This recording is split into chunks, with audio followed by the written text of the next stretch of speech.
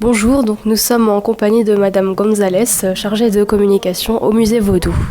Quel parcours scolaire et professionnel avez-vous fait avant de travailler dans un musée? Bonjour, j'ai fait Histoire de l'art ici à Strasbourg, au Palais. Mais j'ai aussi une formation en design, ce qui me permet de mener la communication visuelle, si vous voulez, du musée.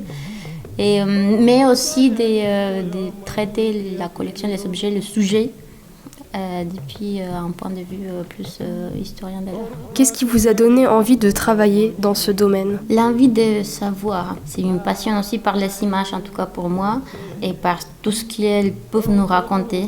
Et par cette simple curiosité, je suis tombée dans le design. Le design que je fais, en tout cas, il apprend à mieux cerner les difficultés de la société pour mieux proposer quelque chose.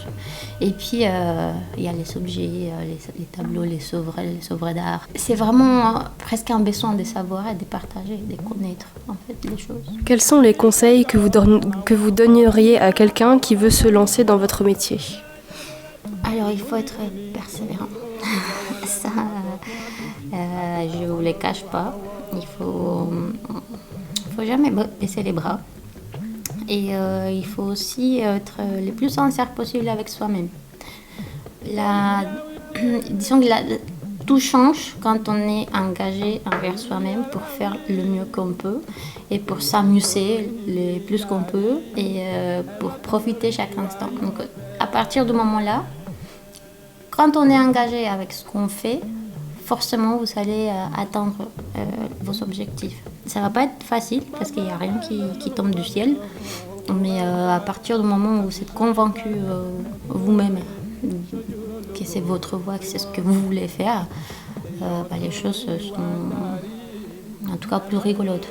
Qu'est-ce que vous aimez le plus et le moins dans votre travail? Le plus, qu'on ne fait jamais la même chose.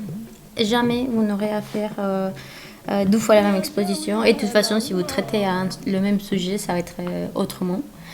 C'est un peu le côté de la recherche. On ne fait jamais la même chose. Et ce que j'aime le moins, puisque vous faites partie de l'offre culturelle, très souvent, vous ne profitez pas de cette offre culturelle. Ça, c'est vrai qu'il faut trouver un petit compromis. Est-ce que vous pouvez nous expliquer comment votre journée s'organise? Donc, je suis aussi enseignante à l'UNISTRA, au Palais universitaire. Donc les matins, moi je prépare mes cours, je suis en cours. Et puis les après-midi, je viens ici au musée et je commence à faire les différentes tâches qu'il faut faire. Il y a déjà l'accueil. Et puis toutes les différentes choses qu'il faut faire pour la communication, ça va des réseaux sociaux jusqu'au contact avec la presse. Donc ça c'est assez varié.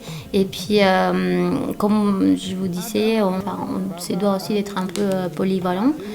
Donc je travaille aussi en ce moment sur la prochaine exposition. Donc je vais concevoir toute l'image, si vous voulez, qui va de l'affiche jusqu'aux expériences en train de parcourir l'exposition temporaire. Quels sont les enjeux de la conservation de notre patrimoine? Alors le musée Vaudou, il héberge la collection privée des marques Marie-Luce Arbogast. Pour les objets Vaudou que l'on a ici, c'est très compliqué.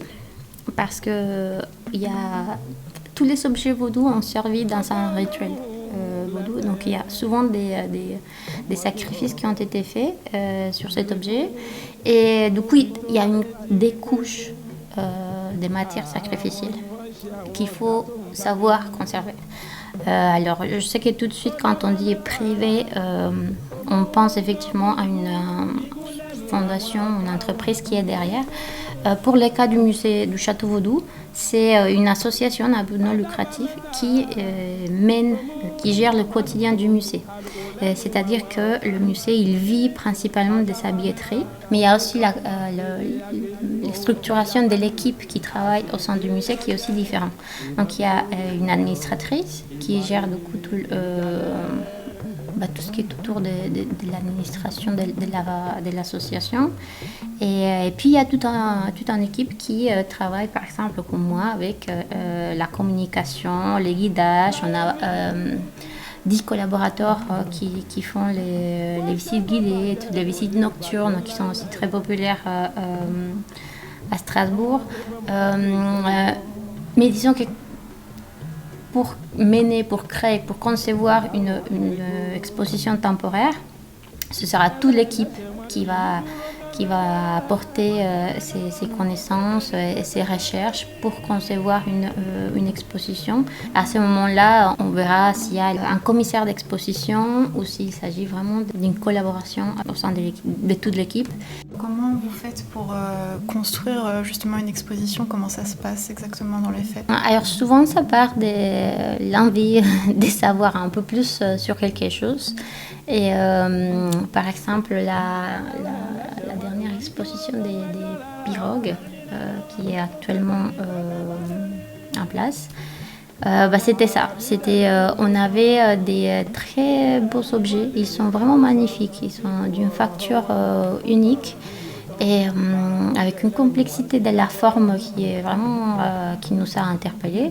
Et puis on s'est dit aussi que c'était des objets qu'on sortait peu et qu'il fallait que les gens aussi voient ce que le vaudou aussi peut faire. Merci beaucoup pour vos réponses intéressantes et bonne journée à vous.